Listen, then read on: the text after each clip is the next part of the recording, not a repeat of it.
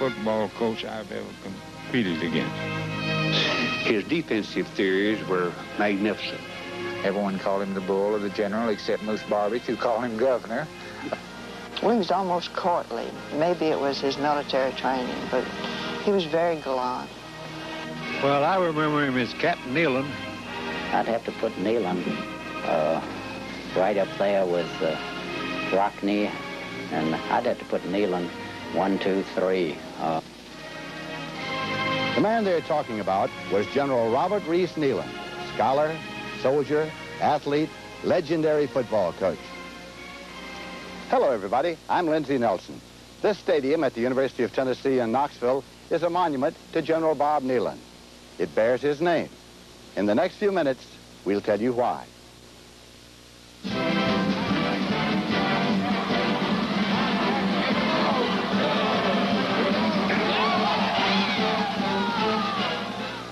Coach of the Tennessee Volunteers for 21 seasons, Bob Neyland built one of the best one-loss records in the history of college football.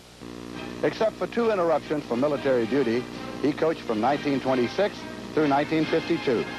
In Neyland's first 7 years as head coach, his teams lost only 2 of 68 games.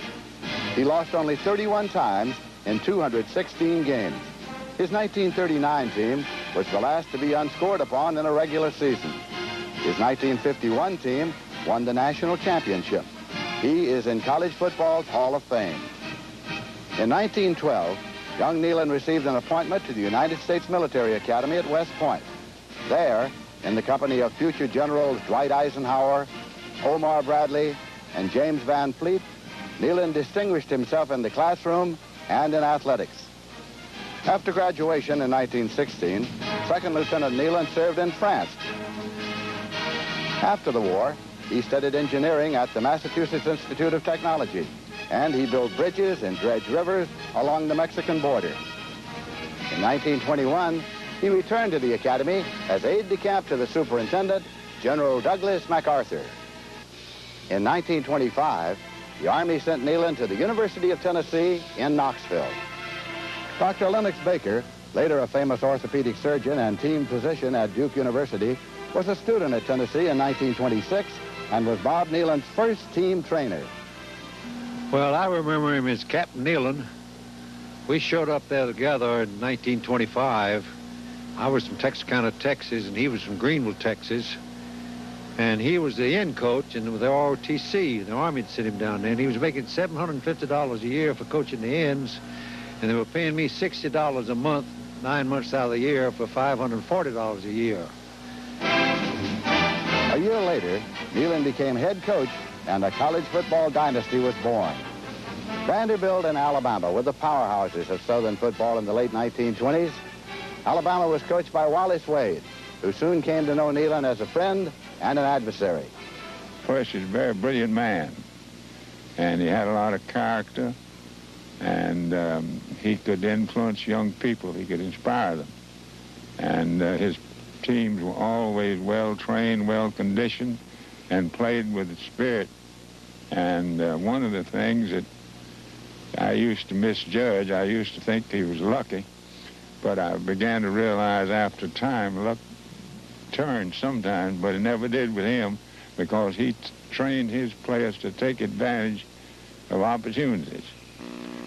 The teams of Bob Neyland and Wallace Wade met for the first time in 1928, the year of Tennessee's flaming sophomores.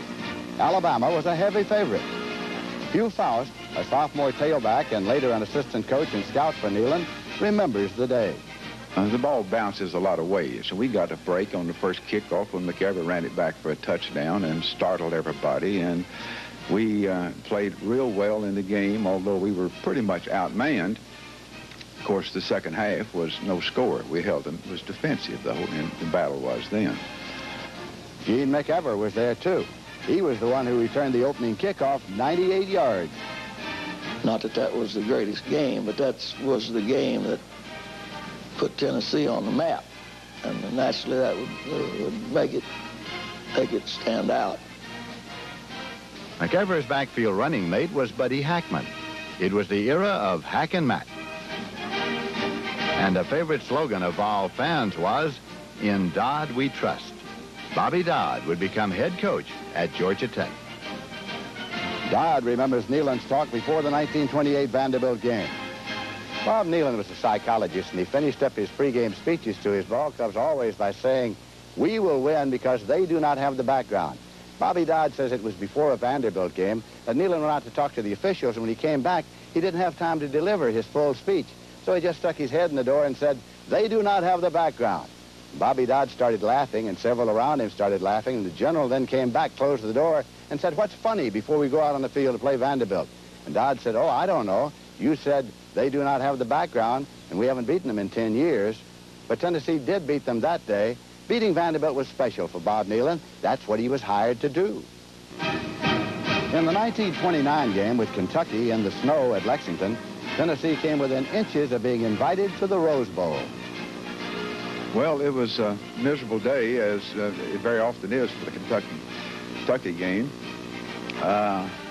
But we missed going to the Rose Bowl by a couple of 3 inches, no more. It went this way. Kentucky scored and missed their extra point. And late in the ball game, Tennessee got the ball. Snow covered the field. You couldn't see the line, the goal line, or the 10-yard line, or any of the sidelines in many places. We scored, we thought. The official held up his hands that it was a touchdown. So Neyland substituted Charlie Colhays, who was our top extra point man. He was a great drop kicker. He hadn't missed one all season. And then after he got on the field, and after Colhays got on the field, the official scraped the snow back and said it was not a touchdown. So Neyland had to substitute another player for Colhays. We scored the touchdown, but under the rules of that time, you weren't allowed to go. Once you'd come out of the game, you couldn't go back in the same half. So we tried the field goal with a fellow who was rather inept, who wasn't a regular kicker. And he kicked the extra point, kicked at the extra point, and hit the crossbar and bounced up and came back down. 2 inches higher, it would have gone over. If we won, we were in the Rose Bowl. But because it was a tie, it went to someone else. Years later, at a reunion of those early teams, Bob Neyland recalled their escapades with fondness. The story they told about hopping over that bench and running out on that field in the Duke game rather amused me, because shortly after that, Brackett threw a touchdown pass.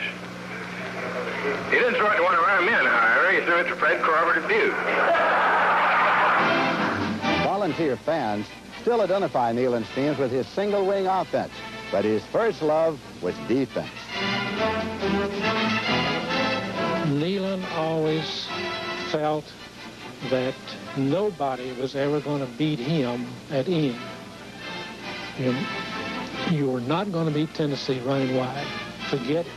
You were not going to do it. And they didn't. And, of course, that sounds so simple. Certainly, if you turn the plays in, a lot of people are going to get a shot at the runner. If he gets outside and he's fast, then nobody may touch him. We got to talking about football and about football philosophy. And I asked him about the single wing offense and why he had stayed with it. And, he says everybody thought that I was absolutely married to the single wing offense and crazy about it and just wouldn't change because I was too stubborn. He said, frankly, I didn't give a damn about any kind of offense. He said the only reason I went to the single wing with the balance line was that it gave me a little quicker power between tackle and end, which he felt was the most vulnerable place on a defensive football team. And he said, I never worried about offense at all. He said I would have gone to the T if it had offered me anything that I felt that I didn't already have. But he said defense was football as far as he was concerned, defense in the kicking game. the punting game was so vital. He would add up the yardage in exchange of punts. To him, that was just as good as a guy. If you could gain 50 yards in a game in exchanging punts, that's just like some guy breaking loose and running for 50 yards because it's net yardage. His defensive theories were magnificent. His coaching of the kicking game was most unusual. The general was just ahead of the competitors, the people he was playing against. Now, his offense was probably just about average for the day and times that he coached. But he won on the kicking game and defense. And the general taught all of us who had the honor of playing for him certain things which we all used in our coaching. And many people today have been influenced by General Neyland, people you wouldn't even think about, people like Red Sanders, the old Vanderbilt coach, Frank Broyles out at Arkansas, who got his information from me, who got his coaching, Darrell Royal at Texas, who really was using Neyland's theories because it came through me to Darrell. So the general had an influence on all of us, and he was great. His favorite words of his was resolution and determination. And that's what he told you when you left the dressing room before every ball game. You know, he always kept the first team, the starting team, in the dressing room after the others had gone out. And, you know, in a little huddle. And you know, I remember that. He would say resolution and determination. That's what's going to win today. They put the best football players on the defensive team. And because they knew that was where it all started from. If they had a good defensive team, the offense would generally take care of itself. Because a good defensive team will afford an offensive team many opportunities. Blocked punts, recovered fumbles, intercepted passes. All of these things that when you look at the statistics, you don't add them up in who made the most first downs and how many yards you gained. I never forget when we were playing Vanderbilt when I was a sophomore. We were leading Vanderbilt 19-0 in like the first to second play of the second quarter. We had not made one official first down. We blocked the punt and ran it for a touchdown. We intercepted the pass and ran it for a touchdown. We recovered a fumble, and 2 plays, was right at the end of the first quarter. 2 plays later, I threw a touchdown pass for 25 yards or so, and that was the touchdown, and there was really officially no first down, but we were leading 19-0, based all primarily on defensive results. I say this, he was the most powerful athletic figure of his day. I'd say Bryant was comparable to that.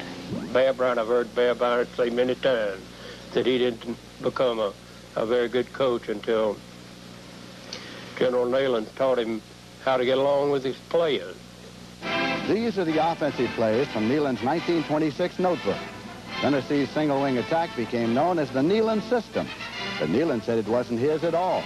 He borrowed from the great coaches of that day, Hugh Rockney of Notre Dame, Gil Dobie of Cornell, Charlie Daly of Army, and Wallace Wade of Alabama and later Duke. He always said one good blocker is worth 3 ball carriers. And he prided himself on having guys who could knock people down and spring the rudder. Is that he was an extremely intelligent man who kept the game very, very simple and relied not on real complicated kinds of strategy, but understood human nature, knew performance, and knew what a good performance meant, and was able to orchestrate the whole thing, working with the individuals, young people, getting them to give their best effort, and spent a great deal of time in teaching people how to execute. And then he did the one thing that a lot of people don't do today. He went one step further, and he taught football as a team sport. Everything that we did had to be perfect. If we wasn't perfect, by golly, we did it over and over and over again till we got it perfect.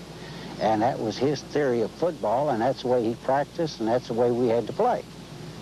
I'll never forget one thing that happened. When I was a sophomore, we played Alabama. You might remember the game. We won 14-9. Andy Kozar scored in the last 30 seconds, and I'd hurt my wrist slightly. And you know, after the game was over, it had been a half hour, you know, after the game, and I was in the training room. I was Mickey O'Brien, and there was a sports writer in there who was from the East someplace, and and he was talking to Mickey, and General Neyland came in, and I'll never forget it. This man called General Neyland Bob. I'd never heard anybody call him Bob. And he said, Bob, at the end of the game, he said, you were sitting there in the bench. That's when coaches, it's hard to remember this, but coaches used to sit in the bench. And he said, you were sitting there in the bench, and everybody else was jumping around the last minute, and you were so calm. He said, how did you do that? And General Neyland looked at the man, very slowly said, Frank, or whatever his name was, I had prepared my team for any contingency. There was nothing left for me to do but sit back and watch them execute. He was a master at doing the unexpected. If you listen to a lot of people today, you'd think Neyland would rather than hit the line 3 times and punt. Hit the line 3 times, or don't even, or punt on 3rd down. It wasn't true. Bobby Dodd threw 8 touchdown passes in 1929. He liked to pass. He had a pass where wingback Hackman threw the ball and did throw it. He had a play where Dodd, who was terribly slow, ran the ball against Vanderbilt inside the 15-yard line and scored. Why? Because he knew Vanderbilt knew Dodd could not run and therefore would not get the ball. So in Neyland's book, we give the ball to Dodd. To me, the general coached the coaches 5 days during the week, the Monday through Friday when we did our basic preparation. And on Saturday, he really, if you recall, he used to have his big old chair. He used to sit on the sideline most of the time. He didn't jump up and down, and he wasn't running plays in and running all these secret concepts in. And no, he coached his team Monday through Friday, and Saturday he let the football players play the game based upon what he had taught them. And I think the results speak for themselves, that we were not maybe to some extent as colorful maybe as some teams would be because of some of the razzle-dazzle things.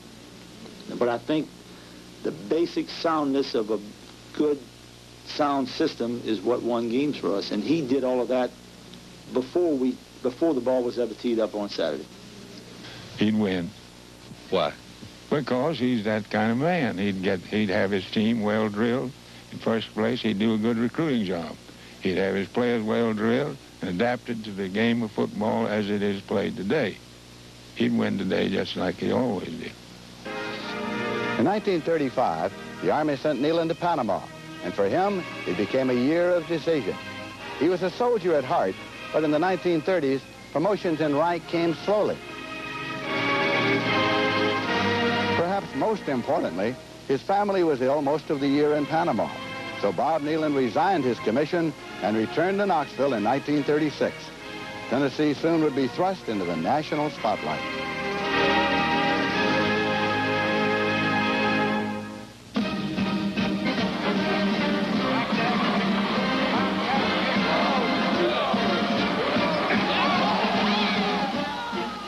Depression years.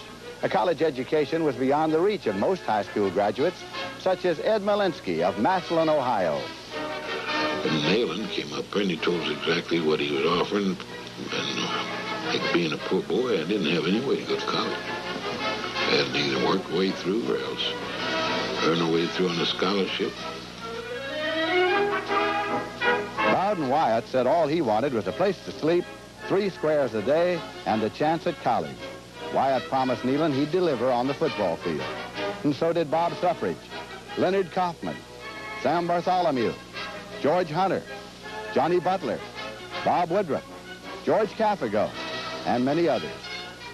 The 1938, 39, 40 Tennessee teams were unbeaten in 30 regular season games. The 38 team beat Oklahoma in the Orange Bowl. They had an All-American, the name of Waddy Young. And Bob's strategy was to attack the strength. And if that was successful, everything would fall into place. And it did. Tennessee won 17-0. In 1939, Tennessee became the last college team to be unscored upon in the regular season. The reward was a trip to the Rose Bowl. Tennessee graduate Clarence Brown the famed motion picture director, entertained the Vols. They rode with the good guys in white hats. Lana Turner got an autographed football. They saw the sights. Johnny Butler and George Caffigo gave Lana a lift. Ann Morris escorted Caffigo, Bob Fox, and the Major. It was great fun to be a volunteer or to be a Tennessee fan. But ominous clouds were building over Europe and Asia. World War II was approaching, and Bob Neyland once again became a soldier. They gave him a job of coaching an all-star football team. They're going to raise some money for Army, Navy, Army relief charities. And so they had two all-star teams, and Wallace Wade coached one of them, and General Neyland coached the other. He didn't want to do this, but General Searles called both of them in his office at the same time, Wade and Neyland, and said he didn't care whether they wanted to do it or not. But Wade also had a military background in World War I. He wanted to get on with it in the field artillery, but they said, we're going to do this for this year, and then we'll go on and do.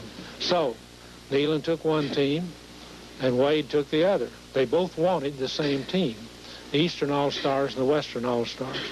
And so General Searles flipped a coin, and no, he didn't flip a coin.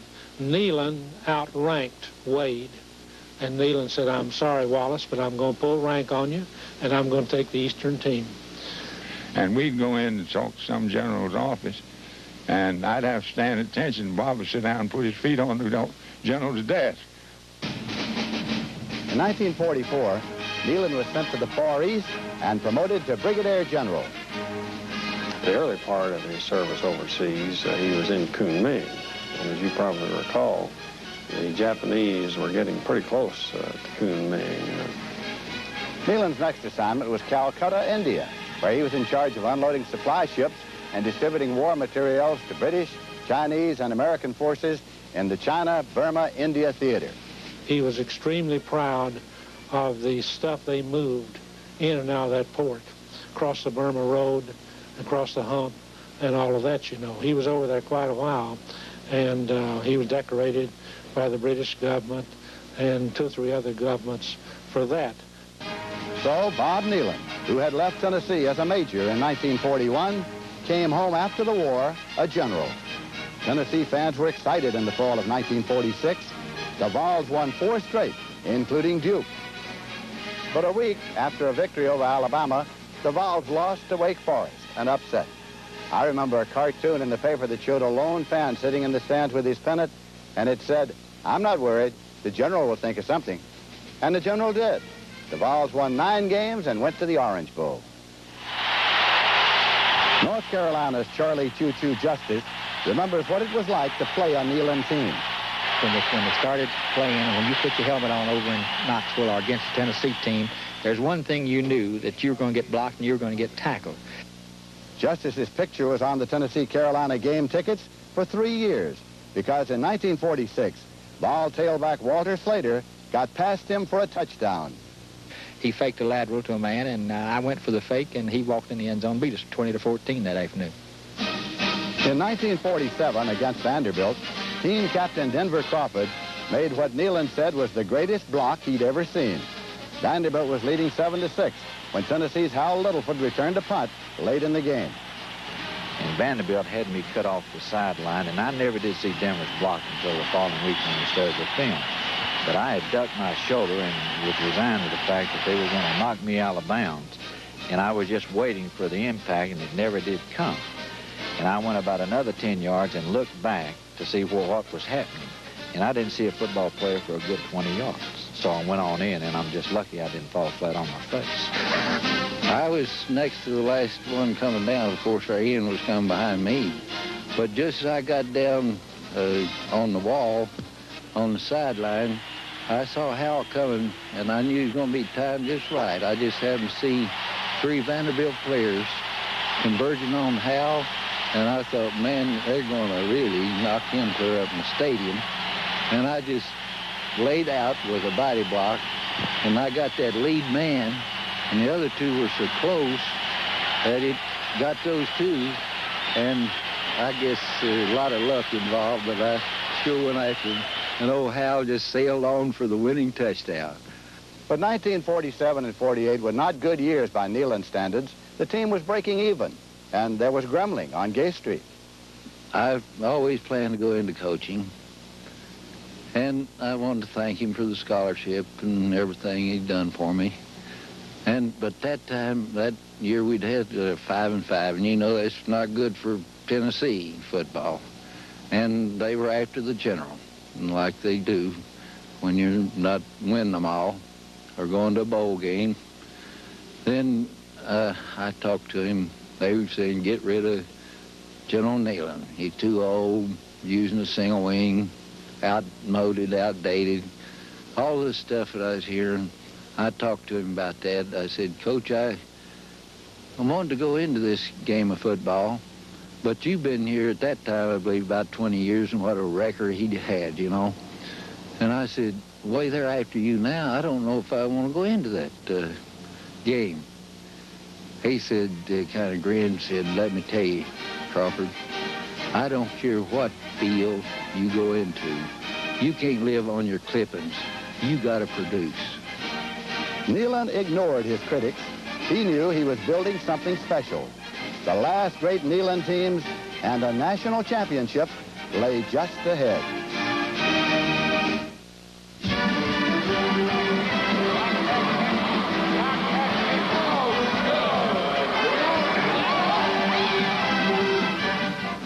Before the war, as a student, I had worked for Neyland mostly as a tutor.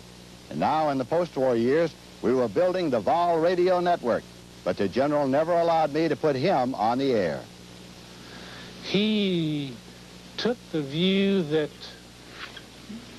most people don't understand the complex game of football. Well, of course, in that, he's right. And he felt that anytime they got to know too much, or he always felt that the fans were going to turn on you if you had a bad season. General Neyland was a paradox. In front of his team or a military unit or in personal conversation, he was compelling, but he dreaded public appearances. Dad was a very private person in many ways, and I think he was somewhat shy as far as making public appearances and doing things of that nature. But in a one-on-one relationship or around a small group of people in a conversational atmosphere, he was pretty good in that. Neyland was perceived by those who did not know him well as being autocratic, perhaps even arrogant. And yet he was warm, fun-loving, even gentle. A man who loved music, bridge, history, literature, and shrubs. He was the center of attraction at parties and dances. The women competed with the men for his attention. Well, of course, all of them were just dying for him to ask them to dance. And the men usually gathered around him to talk football so much that he didn't do a lot of dancing. And the ladies all were hoping that they would be the next one that would get to dance with him. I think the ladies enjoyed him thoroughly. And as I say, he was very complimentary always. He was very quiet and subdued at these, what I say, called social occasions. Particularly Saturday nights after a football game, Dad would more or less have open house with the press, and they would stay there until the wee hours of the morning and talk a lot of football. He loved to read Westerns. He just loved to read Zane Grey and some of those people. Occasionally good mystery writers, too, and of course, military strategists.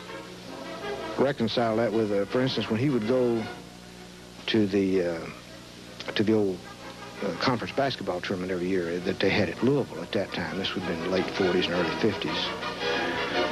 And he was a very social animal on those occasions. Of course, you know, it's no secret. He drank a little bit, or he drank a lot at times. And he made a lot of noise, you know, and he would he could give a Tarzan yell, for instance. A pretty good one, and he would sit up in the stands at the tournament, and when Tennessee was playing, and if Tennessee would do something good, he'd let out the awfulest yell you ever heard. You know, it's almost frightening. Neyland had been the heavyweight boxing champion at West Point, and All-America guard Ed Malinsky found out the hard way. He'd come down there and watch us work out in boxing, sparring.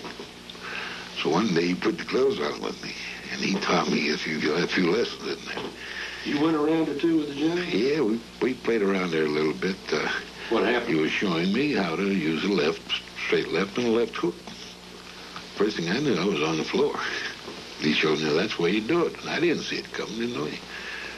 I never saw General Neyland ever lose his temper. The man had a lot of composure. Well, the first thing, the players sat on the bench. Nobody stood up on the sideline, and no one got in front of him. All the assistant coaches sat down on the side. No one stood up. If anyone stood up, if you stood up, you were ready to go in. Well, I had a great deal of respect for Neyland. I was in awe with the man. I really would like to have known more about his philosophy of football. I would like to have sat down and talked with him about things, but I just had that feeling that he's still the general, you know, and we're all non-commissioned people, so you don't ask a person of that category very much. General Neyland seldom talked to his players during practice or a game. When he did, it was usually to the tailbacks or the captains. Well, General Neyland, you know, was aloof. There's no two ways about it. But when in my senior year, when I got to be captain, about once a week, he'd call me off the side of the practice field, or tell me after practice come in, and he'd ask how the team was or ask about a certain individual. And I really treasured those few short conversations I had with General Neyland, because he knew so much about football and really about people. And you know, he was background was an Army officer, but General Neyland was meant to be a leader, and he taught people how to lead, and he'd talk in the conversations about leadership and how important it was to be a leader, to set an example, to always appear poised, to never lose your confidence, and if things went wrong, to always rise above the occasion.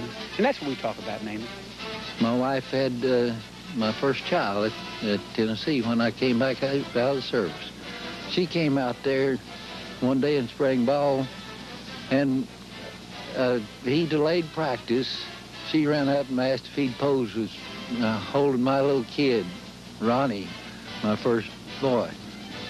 In later years, the general once told me to call him Bob. And I said, me call you Bob? This roof would fall in.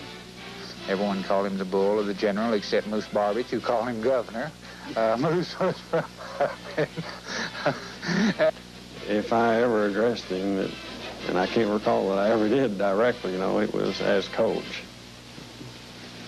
Bob Neyland Jr. was on the team the last 3 years the general coached. I would have hated to have been Bobby Neyland trying to play for him. Not that he made it any tougher for him, but he sure didn't make it any easier. In 1950, the Vols suffered their only loss at Mississippi State. And on the plane coming back, I can recall General Neyland saying, well, we've lost. You don't have a friend in the world outside of what's on this airplane. And he says, we'll get them. But he says, look around you, they're your friends. He always would come back and say that you learn more from defeats than you do from victories.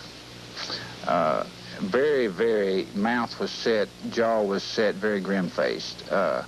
Wasn't much fun around that dormitory when we lost. And thank goodness, while I was playing over there, we didn't lose very many times. The practice was game preparation. When you got beat, game preparation started hard on Sunday. We always worked out on Sunday after a ball game. I say worked out, it was usually in sweat clothes just to loosen up. If you got beat, the people who did not play are the ones that usually scrimmaged on Monday. If you lost, everyone scrimmaged on Monday. And they were hard practices for Monday, Tuesday, and Wednesday. So as my former teammates who live around here, and many times in our meetings, we've decided that it was easier to play hard on Saturday and win than it was to go through those next 3 days of the week that you knew you were going to go through after you'd gotten beat. Tough, tough practices. The 1950 Vols played Texas in the Cotton Bowl in the rain. The boys were getting keyed up a little too much and were lying there, and Neyland wanted to relax them, but there was nothing to do. Finally, he said to me, he said, will you open those windows up there? The windows, just outside the windows was the concourse. They went into the stadium, and they had bales of cotton out there, and people up there, our men up there with their instruments, musical instruments, playing different songs. And just as we pulled the window back and the sound came in, here was the song that all of us in Tennessee were fond of, the Tennessee Waltz, gorgeous music. And of course, the boy Neyland heard it, and he put his hand behind his ear and he looked at it, and the boys were all watching him, you know. And music floated in. Neyland started dancing in front of the boys, back and forth. He did a waltz, you know, the Tennessee Waltz. And the boys all looked in amazement there for a moment, too, and then they burst out into great laughter, you know. And it was real fun. And it relaxed them, and they all talked for a minute or two about that. Neyland said, close the windows. And they closed the windows then, and then he went into his preliminary talk for the game. But it was a relaxation that was just perfect to build up to the point where you want then to get serious. But he platooned him. I thought one of the greatest calls he ever made was when in that Cotton Bowl game, they get way down there. Larcella makes a 75-yard run, and they get way down there, and you'd think you'd certainly want your gaudiest offensive personnel in there inside the 20, which is where they were against Texas, and you certainly were going, Tennessee's a running team. And so what does he do? He takes Larcella out, puts in Herky Payne, who is a running tailback. And what does Herky do? Throws a pass. The Vols trail 14-7 at halftime. And General Neyland, 5 minutes before we were to go back out on the field, he said, okay, guys, you've got them. Go out and play good, solid, hard football, and I promise you we're going to win. When he said they're going to have to handle the ball a lot, that means they'll fumble the ball. And he says, and you know they like to throw the ball.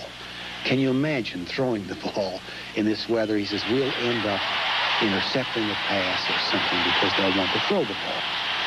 Halfback Jimmy Hill intercepted the Texas pass and recovered a Texas fumble in the fourth quarter, and the Vols drove for the winning touchdown. Fullback Andy Kozar dived into the end zone. It had happened just like the General said it would. Basically, everything he told us were things that happened. And, you know, he wouldn't tell us things that wouldn't happen. He wasn't a guy that would try to build you up into a frenzy and you get all wide-eyed and go out there. And then, of course, if a break goes against you, the next thing you know, you're deflated and the ball game turns into a rout against you. Many times he would tell us, don't be alarmed if you're going to be behind because of this big team. We may not be as big, but we're in better condition and we'll ultimately get to them. And he never misled us. And I think the fact that whatever he told us, he didn't make rash statements. He never did that. But what he did say normally came to pass.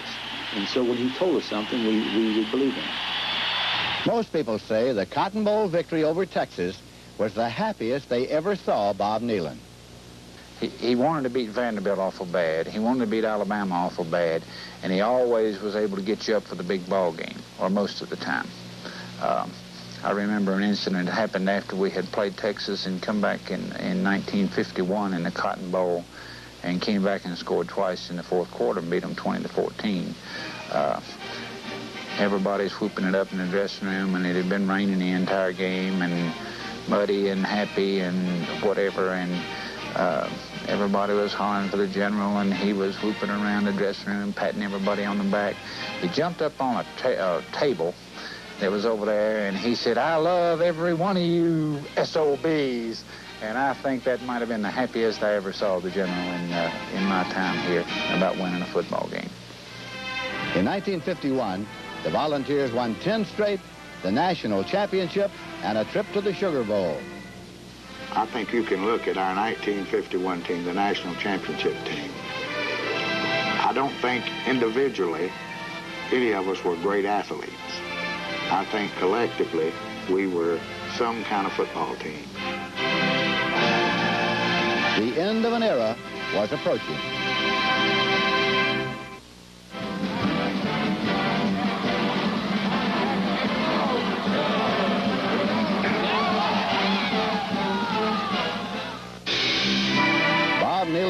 retired from coaching after the 1952 season, but remained director of athletics.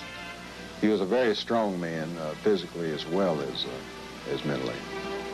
And he would never have quit coaching if he felt like he could have gone on.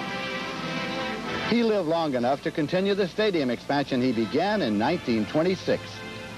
But he had the vision of the interstate highway system was beginning to be in the planning stages and some of it being built. And he knew that there was going to be a demand for more tickets. Johnny Majors, who would become Tennessee's head coach years later, was in the last freshman class recruited by Neyland's staff. He sat in the stands frequently when we scrimmaged. In fact, every Saturday I can recollect in the years I played here and when I first started coaching here, I can remember the general hardly ever missing a practice during spring practice or during the fall. He'd come out there in his black Cadillac, maybe had another different color or two, come out there with his shorts and loafers and sit out and enjoy the sun on the bleacher seats out there. And I think he really missed football. I don't know about the Army. I really do think he missed football. He did go to an awful lot of the practices after he retired. And of course he was active in the press box in helping with the communications with the sideline as to what play he thought would work. I think he was happiest when he was working, and I think he was happiest when he was around football. Shortly before he died in 1962, General Neyland proposed to university officials that the athletics department establish a scholarship fund for academically gifted students. Neyland was a real student himself. I mean, he studied football, and after his graduation from West Point and all that sort of thing, he was a very intelligent man, and he believed that everyone should take advantage of their opportunities, and that not to get a good education was absolutely a sin. When I was talking about even going to Tennessee, of course, one of the things he kept trying to sell to me, in addition to football, was the fact that Tennessee was a very fine academic institution, and I could get a very fine academic training, and he talked about the value of a good education, and there's no doubt that he was always made us aware that academics and education was vital. And Neyland believed in scholarship as much as any academician up there. Neyland believed in doing what you were supposed to do. Neyland believed in the University of Tennessee, and he didn't think that it was set up there just to play football. He thought just what some of these modern coaches are saying now, that academics have to come first. I came September 1. On about September the 18th, I had a collarbone broken. It was a very severe break, and it was obvious I would not be playing much football, and I had not established myself as a person that would even play for the University of Tennessee. We had some 90 freshmen and a lot of talent at the university, and I was in the little hospital on the campus trying to recover, and one of the visitors I had early, and mainly because I think a lot of the recruiters that had recruited me prior to that, they were coming down and saying, look, you'll probably not play at Tennessee. We'll take you right now the way you are. And they asked me if I would want to come to their school even though I were injured and so forth. And the general must have heard about this, and he came by to visit with me. And he had no promise I'd ever play football for him, but I remember him saying this to me, and it really stuck with me all through the years I stayed with the university. But he said, look, he said, we want you to stay at the university. He said, we got a fine university. He says, you can get your degree. If you never play 1 minute of football for the university, your scholarship will remain, and you can keep coming back here to get your degree. As I mentioned earlier, the University of Tennessee had contributed so much to our life, that he would love to see the athletic department take a stand toward helping academics monetarily and financially. And that therefore he would like to see the athletic department or himself or whoever take the lead in suggesting that such a fund be established. And Baker Furrow, later on the university's board of trustees, was one of the first Neyland scholars. It was kind of interesting. I can remember it very vividly. Today, I was called into the office at Maryville High School, and Dr. Holt was on the line. And he said that, was I familiar with what they were doing, that they had started this Neyland Scholarship, and that they thought I was a type person that they would like to have it. Would I be a Neyland Scholar? I said, sure. I was thrilled. Each year, since 1963, 4 students have received the 4-year Neyland Merit Scholarship. I'm proud that I was a Neyland Scholar. I am very proud. I'm glad that the program is continuing, because it is really important to offer financial aid to students, to get the kind of students we want here at the university. But if he were alive today, he would be so delighted to see what this money has meant to so many young people who are not really in athletics. But at the same time, he set something going that has been able to perpetuate itself on the athletic level too. So we got the best of both worlds. Through his name, we've got a great scholarship program, and also through his name, we've got an athletic program that our fans support in a tremendous way. Shortly before his death, at an appreciation dinner, Bob Neyland spoke from the heart. This is a proud moment for me.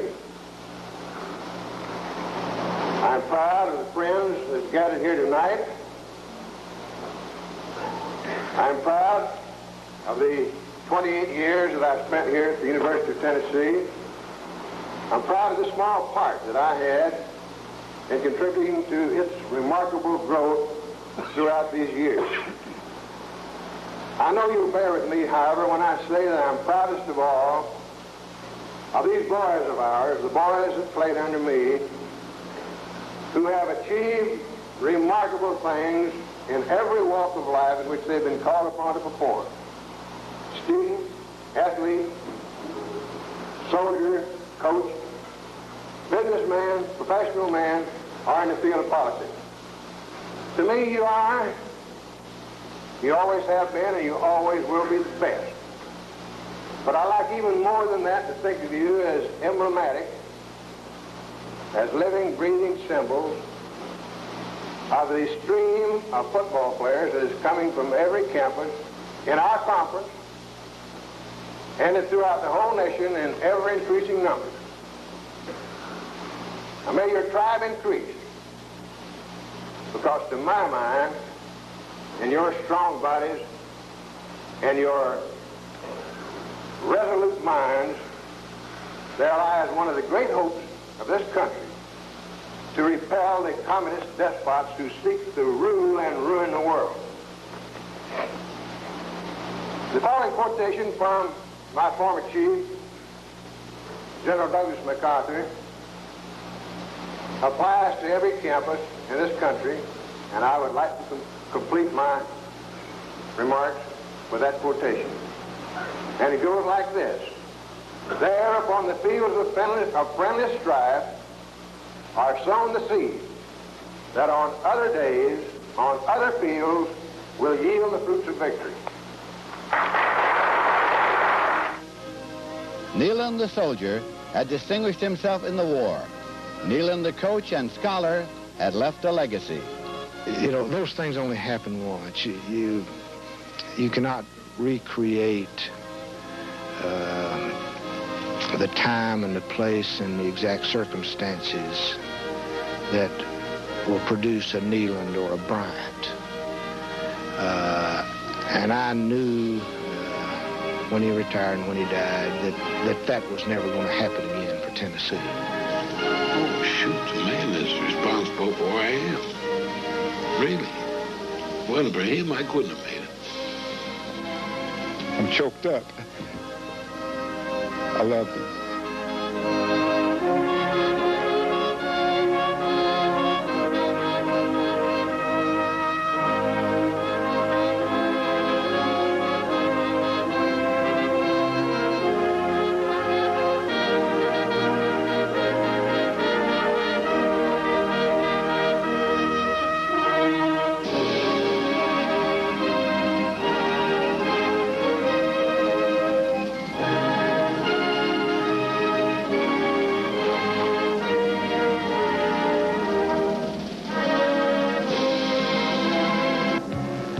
The UTV Network presents